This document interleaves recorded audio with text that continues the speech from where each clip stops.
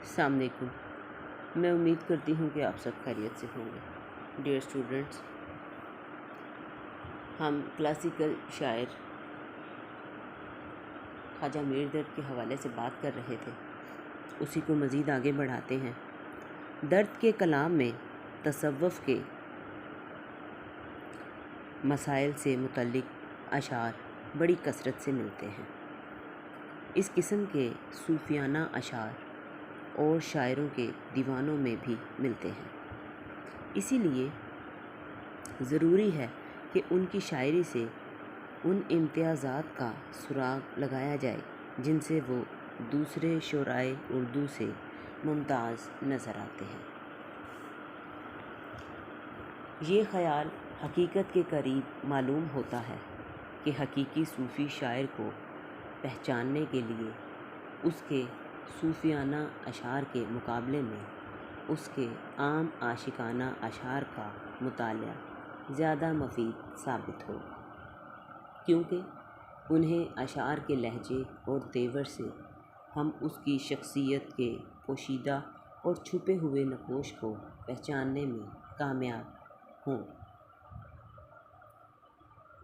خواجہ میر درد اردو کے بہت بڑے غزل گوؤں میں شمار کیے جاتے ہیں۔ ان کی غزل کی عظمت ان کے زمانے میں بھی تسلیم ہوئی اور آج بھی تسلیم کی جاتی ہے، لیکن ایک بڑا سوال اس سلسلے میں یہ پیدا ہوتا ہے کہ ان کی غزل میں یہ حیثیت اس بات کے کہ وہ ایک صوفی شاعر کی غزل ہے اور دوسرے شعراء کی غزل میں کچھ فرق ہے یا نہیں، اور اگر اس کا جواب اثبات میں ہے تو یہ معلوم ہونا چاہیے کہ وہ فرق کیا ہے۔ غزل کا سب سے بڑا موضوع عشق ہے۔ ایک عام شاعر کی غزل میں عشق کا مزاجی مفہوم مد نظر ہوتا ہے، مگر صوفی شاعروں کی غزل میں عموماً عشق حقیقی مقصود ہوتا ہے۔ درد بھی ایک صوفی شاعر تھے، اس لیے ظاہر ہے کہ ان کی غزل میں بھی عشق حقیقی ہی مطلوب مقصود ہے، مگر درد کی غزل میں وہ سوز و گداز اور لطف موجود ہے جو عام صوفی شاعروں کی غزل میں نہیں ہوتا۔ ایک صوفی شاعر اپنے کلام میں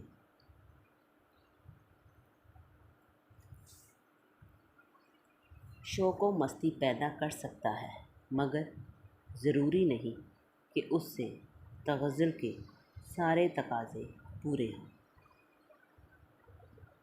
بلکہ یہ دیکھنا چاہیے کہ درد کی غزل کے لطف و لطافت کے اسباب کیا ہیں۔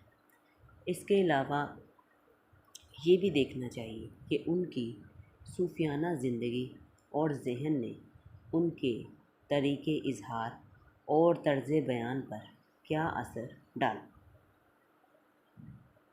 درد کے عاشقانہ اشعار کو 3 حصوں میں تقسیم کیا جاتا ہے۔ پہلے یہ کہ وہ اشعار جن سے صاف طور پر یہ معلوم ہو جاتا ہے کہ یہ ایک صوفی کی عارفانہ لہ ہے۔ ایسے اشعار میں تصوف کے الفاظ اور اصطلاحیں لائی گئی ہیں، مثلاً وحدت نے ہر طرف تیرے جلوے دکھا دیے، پردے تائے نعت کے جو تھے اٹھا دیے۔ دوسرے یہ کہ ایسے عاشقانہ اشعار جن کا مرجع متعین نہیں کیا جا سکتا، اور تیسرے یہ کہ ایسے عاشقانہ اشعار جو خالص مزاجی رنگ کے ہیں، بلکہ ان میں جسمانی لمس کا ذکر بھی موجود ہے۔ خواجہ میر درد کی بہترین غزلیں دوسری اور تیسری قسم سے متعلق ہیں۔ ان میں سے دوسری قسم کی غزلیں وہ ہیں جن میں حقیقی رنگ اتنا نمایاں اور گہرا نہیں کہ مزاج کی لذت مفقود ہو جائے۔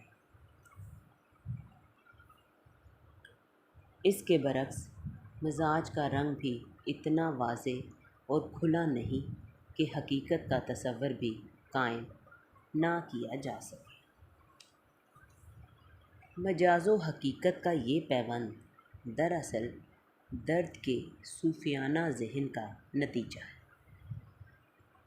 ان کی شاعرانہ طبیعت اور صوفیانہ فطرت ان کی غزل میں اس طرح ہم آہنگ ہو گئی ہے کہ اس سے ایک نہایت ہی خوشگوار امتزاج پیدا ہو گیا ہے۔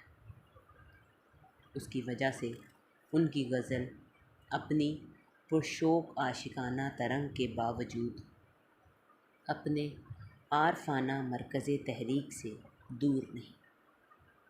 مجاز و حقیقت کا یہ امتزاج دراصل درد کی غزل کے امتیازات خاص میں سے ایک ہے۔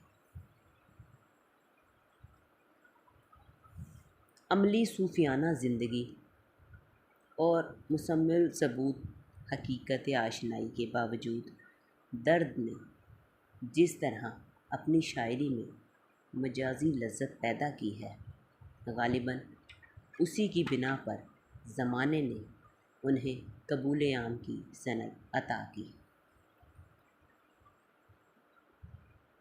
اسی طرح کے مجازی رنگ کے باوجود ان کی شاعری میں حقیقت کی طرف جو رہنمائی موجود ہے، اس سے ان کے صوفیانہ ارادے اور عارفانہ مقصد کا پتہ چلتا ہے۔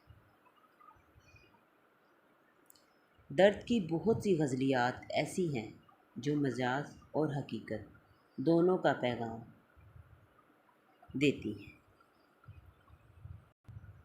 مثال کے طور پر نظر میرے دل کی پڑی درد کس پر، جدھر دیکھتا ہوں وہی روبرو۔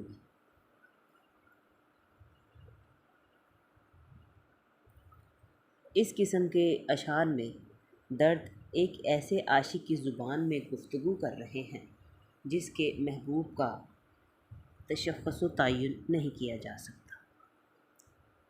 یہ وہ اشعار ہیں جن میں مجاز و حقیقت کو باہم اس طرح ملا دیا گیا ہے کہ ایک کو دوسرے سے الگ نہیں کیا جا سکتا۔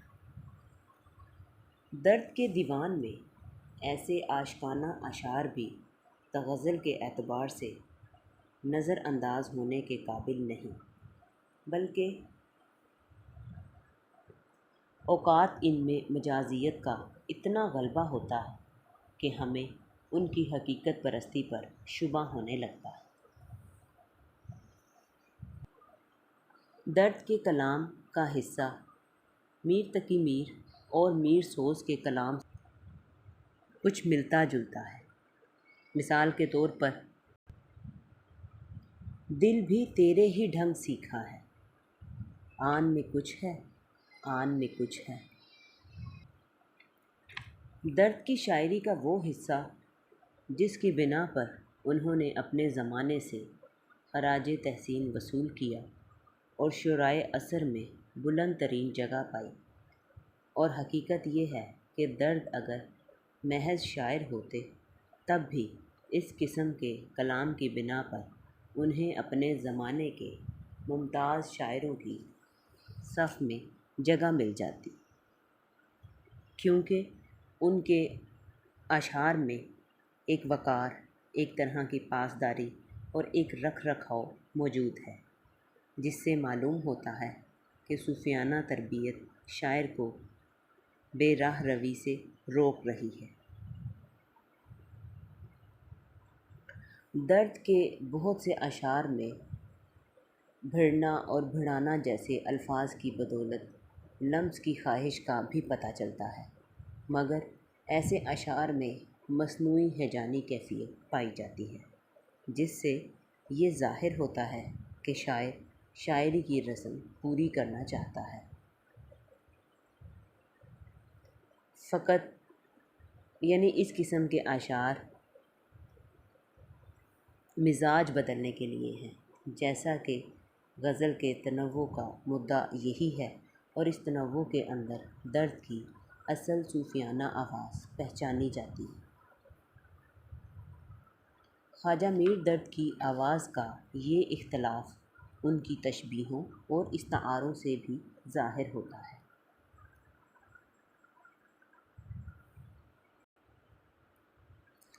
خواجہ میر درد کی عشقیہ شاعری کے بارے میں ڈاکٹر سید عبداللہ کی رائے یہ ہے۔ وہ لکھتے ہیں کہ غزل کا سب سے بڑا موضوع عشق ہے۔ ایک عام شاعر کی غزل میں عشق کا مجازی مفہوم مد نظر ہوتا ہے، مگر صوفی شاعروں کی غزل میں عموماً عشق حقیقی مقصود ہوتا ہے۔ درد کبھی ایک صوفی شاعر تھے، اس لیے ظاہر ہے، مگر درد کی غزل میں وہ سوز و گداز اور لطف موجود ہے جو عام صوفی شاعروں کی غزل میں نہیں ہوتا۔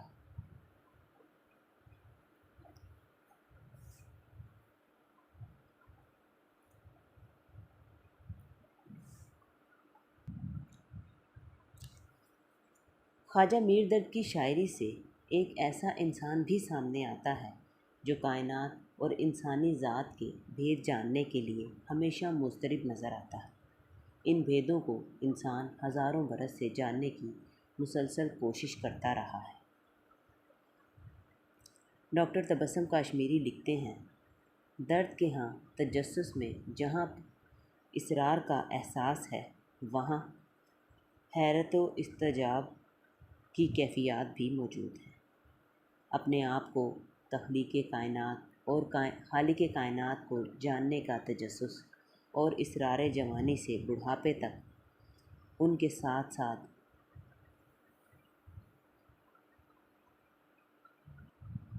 رہا، اور اس کے ساتھ ہی وہ حیرت و اضطجاب کی منزلوں سے بھی گزرتے رہے۔ ہر منزل پر یوں لگتا تھا کہ وہ بہت کچھ جان چکے ہیں، مگر آنے والی منزلیں مزید حیرت اور مزید تجسس کا سامان فراہم کر دیتی تھیں۔ اپنے آپ کو مسلسل دریافت کرتے رہنا تخلیقی عمل کا حصہ ہے، جس میں سکوت و سکون نہیں۔ اس میں فکر کی ہر نئی لہر ہماری ذات میں ایک نئی حرکت پیدا کرتی ہے، اور تخلیقی عمل کی یہی خوبی ہے کہ وہ اپنی ذات کو ازسرنو دریافت کرنے کا سفر کبھی بھی ختم نہیں کرتا ہے۔ درد کی شاعری کے یہ پہلو یقیناً قابل غور ہیں۔ درد کی شاعری سے نمودار ہونے والا صوفی انسان اس کائنات میں اپنی حقیقت کا ادراک حاصل کرنے کے بعد فکر مند نظر آتا ہے۔ وہ نہ صرف اپنے انجام سے بلکہ عام انسانوں کے انجام سے بھی خائف معلوم ہوتا ہے۔ وہ سمجھتا ہے کہ اس دنیا میں اس کا وجود کا عرصہ نہایت مختصر ہے، اور جتنا عرصہ بھی یہ وجود یہاں قیام رکھتا ہے، اسے وہ قیام سے نہیں بلکہ عرصہ مسافرت سے تعبیر کرتا ہے، اور عرصہ مسافرت کو پورا کرنے کے بعد وہ عدم میں پہنچے گا جو اس کی مستقل منزل ہے۔ درد کے اس انسان کو دنیا میں عرصہ حیات کے مختصر ہونے کا دکھ نہیں، بلکہ اسے فکر ہے کہ مختصر عرصے کے بعد وہ آنے والی منزل کا سامان کیسے تیار کر سکے گا۔ اس حوالے سے یہ شعر دیکھیے کہ درد کچھ معلوم ہے یہ لوگ سب کس طرف سے آئے تھے، کدھر چلے۔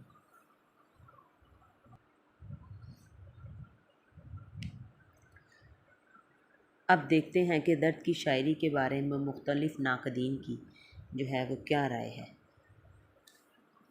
سید امداد امام اثر جو ہیں وہ خواجہ میر درد کی شاعری کے حوالے سے لکھتے ہیں، غزل سلائی کے اعتبار سے خواجہ صاحب ایک بڑے شاعر تھے، اور ان کا نظیر سوائے میر کے کوئی دوسرا نہیں دیکھا گیا۔ خواجہ صاحب کی غزل سرائی الہامی شاعری کا نمونہ ہے۔ اس کے علاوہ سوز و گداز وغیرہ کے ان کے کلام میں نفاست، متانت، شیرینی، حلاوت، رنگینی بھی کس قدر پیدا ہے، اور شوخی کس قدر درجے کی آشکار ہے۔ اس کے علاوہ مولوی سید احمد دہلوی اس حوالے سے لکھتے ہیں کہ اردو اور فارسی حقانی اشعار بھی خوب موزوں کرتے تھے۔ اردو کا دیوان اگرچہ مختصر دیوان ہے مگر درد اور معرفت سے بھرا ہوا ہے۔ حکیم مولوی سید عبدالحی ندوی خواجہ میر درد کی شاعری کے حوالے سے لکھتے ہیں کہ خواجہ صاحب کی زبان اور طرز ادا وہی ہے جو میر کی ہے۔ تصوف اور اخلاق کی چاشنی کے اعتبار سے ان کا کلام میر و مرزا کی کلام سے زیادہ دل آویز ہے۔ اس کے علاوہ مولوی محمد حبیب الرحمن اس حوالے سے لکھتے ہیں کہ خواجہ صاحب کے کلام میں بعض ایسے الفاظ ضرور ہیں جو اب متروک ہو چکے ہیں۔ اللہ بہتر جانتا ہے کہ جو زبان آج فصیح سمجھی جاتی ہے کل اس کے کتنے الفاظ غیر فصیح اور نامانوس مانے جائیں گے، لیکن اس کے ساتھ معرفت اور حقیقت کا رنگ، کلام کی پاکیزگی، تخیل کی بلندی، درد کی چاشنی، سوز و گداز کا کندن ہر جگہ عیاں ہے، تاباں ہے۔ خواجہ میر درد کے دیوان اردو کو اردو شاعری کے تاج کا سب سے بڑا ہیرا سمجھنا چاہیے۔ درد و اثر کوٹ کوٹ کر بھرا ہوا ہے۔ تصوف کو ان سے بہتر کسی نے نہیں کہا۔ عرفان اور تصوف کے پیچیدہ اور مشکل مضامین اس خوبصورتی اور صفائی سے بیان کیے گئے ہیں کہ دل چاہتا ہے غزلیں زبان کی سادگی اور صفائی میں میر کے کلام کا مزہ دیتی ہیں۔ تصوف کی چاشنی اور درد و اثر کے اعتبار سے ان سے بڑی ہوئی ہیں۔ بقول مصنف آب حیات، تلواروں کی آبداری نشتروں میں بھری ہوئی ہے۔ زبان اور اردو ادب کے لحاظ سے خواجہ صاحب ایک نہایت نمایاں اور ممتاز درجہ رکھتے ہیں۔ میر درد نے اپنے فکری و جذباتی تجربوں کو جس انداز، جس سادگی، صفائی اور لطافت و نفاست سے بیان کیا ہے، ان کی شاعری کو اس نے روشن کر دیا ہے۔ درد کے طرز ادا کی خوبی یہ ہے کہ ان کے ہاں ایک منفرد طرز اور لہجہ پیدا ہوا ہے۔ وہ بڑی سے بڑی بات کو دو مصرعوں میں ایسی سادگی، صفائی و پرکاری سے بیان کر دیتے ہیں کہ وہ اس طرح میر کے ساتھ کھڑے نظر آتے ہیں۔ ان کے ہاں فارسی عربی الفاظ ترکیب بھی خاصی تعداد میں موجود ہے، لیکن شعر پڑھتے پڑھتے یہ راستے کا کانٹا نہیں بنتے، بلکہ طرز شاعر میں جذب ہو کر ایک جان ہو جاتے ہیں اور شعر کی اثر انگیزی میں اضافہ کرتے ہیں۔ ان کی شاعری میں ایک مقصد بھی موجود ہے، لیکن یہ مقصد شاعری میں تجربہ بن کر ظاہر ہوا ہے۔ اظہار کا بناؤ سنگار، اہتمام اور فن شعر کے لوازمات بھی جزو شاعری بن کر آتے ہیں۔ درد دراصل رنگینی کے شاعر نہیں ہیں۔ ان کا طرز ان کے فکر کی طرح سادگی و صفائی و پاکیزگی لیے ہوئے ہے۔ اس سادگی میں اکثر وہ سطح پیدا ہو جاتی ہے جہاں نظم و نثر کی سرحدیں مل کر ایک ہو جاتی ہیں اور جسے سہل ممتنع کا نام دیا جاتا ہے۔ مثلاً جب وہ یہ کہتے ہیں، ان لبوں نے نہ کی مسیحائی، ہم نے سو سو طرح سے مرد دیکھا۔ خواجہ میر درد کا یہ بے اختیار سا طرز اپنے اندر مخصوص قسم کی شگفتگی رکھتا ہے۔ اس میں ہلکا سا جذباتی اثر بھی شامل ہے، اس لیے وہ دل پر اثر کرتا ہے۔ اسی مخصوص طرز کی وجہ سے خواجہ میر درد کے بہت سے اشعار ضرب المثل بن کر ہماری روزمرہ کی زبان کا حصہ بن گئے ہیں۔ مثلاً زندگی ہے یا کوئی طوفان ہے، ہم تو اس جینے کے ہاتھوں مر چلے۔ خواجہ میر درد کے اس قسم کے اشعار میں لفظوں کی سادگی و صفائی کے ساتھ انسانی تجربے کا وہ پہلو بھی موجود ہے جس سے ہر زمانے اور ہر دور کے انسان کو واسطہ پڑتا ہے۔ اسی لیے یہ شعر ہماری اظہار کا حصہ بن گئے ہیں۔ اس طرز ادا کے خمیر میں اثر موسیقی بھی موجود ہے، لیکن یہ موسیقی پرشور نہیں ہے، بلکہ تنے ہوئے تار سے اوپر اٹھتی ہوئی دھیمی لے میں اس میں سرایت کیے ہوئے ہے۔ خواجہ میر درد کے کلام سے یہ معلوم ہوتا ہے کہ انہیں مشاہدہ عالم سے لطف حاصل ہوتا ہے۔ ایک عارف اور صوفی حقیقت کی گہرائی تک پہنچتا ہے۔ یہ مقصد درد کا بھی ہے، مگر یہ محسوس ہوتا ہے کہ درد زندگی کے خارجی مظاہر کی دید سے بھی لطف اندوز ہوتے ہیں۔ وہ میر کی طرح گرمی ہنگامہ ہائے محفل سے بیزار نہیں، بلکہ انہیں ان ہنگاموں میں شریک ہو کر مسرت حاصل ہوتی ہے۔ صوفی شاعر کو پہچاننے کے لیے اس کے صوفیانہ اشعار کے مقابلے میں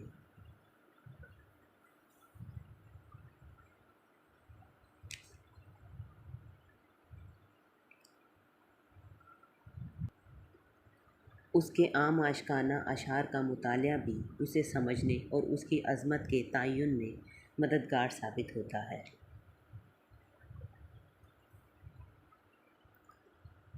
خواجہ میر درد کی ساری شاعری پر صوفیانہ ذہن اور زندگی کا گہرا عکس ہے، جس کی وجہ سے وہ دوسرے غزل گو شعراء سے ممتاز ہو گئے ہیں۔ ان کا لب و لہجہ، ان کا انداز بیاں، ان کی آواز دوسرے شعراء سے مختلف ہے، اور مضامین سے قطع نظر شاعری کے خارجی عناصر سے بھی یہ ظاہر ہوتا ہے کہ ان کا کلام ایک صوفی شاعر کا کلام ہے۔ ڈاکٹر جمیل جالبی خواجہ میر درد کی شاعری کے حوالے سے لکھتے ہیں کہ میر درد کا کلام سراپا انتخاب ہے۔ اسے پڑھ کر ایک صاف شفاف آئینے کا احساس ہوتا ہے، جس میں خواجہ میر درد کی شخصیت، سیرت اور مزاج کی لطافت جلوہ نما ہے۔ خواجہ میر درد کی زبان وہی ہے جو میر و سودا کی زبان ہے۔ جیسے میر و سودا کی زبان کے بہت سے الفاظ آج متروک ہو گئے ہیں یا بدل گئے ہیں، وہی صورت درد کی زبان کے ساتھ بھی ہے۔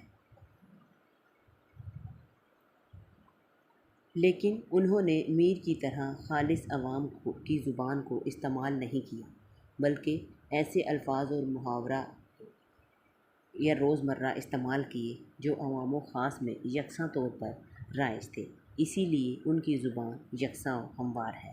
درد نے اردو شاعری کی روایت کو آگے بڑھانے میں وہی کام کیا ہے جو میر و سودا نے کیا۔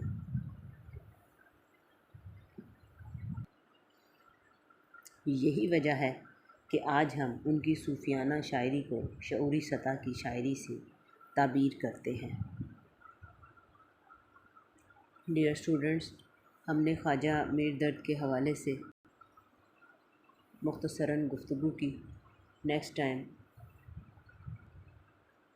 ایک اور کلاسیکی شاعر کے حوالے سے بات کریں گے۔ آپ سب کا بہت شکریہ۔ السلام علیکم۔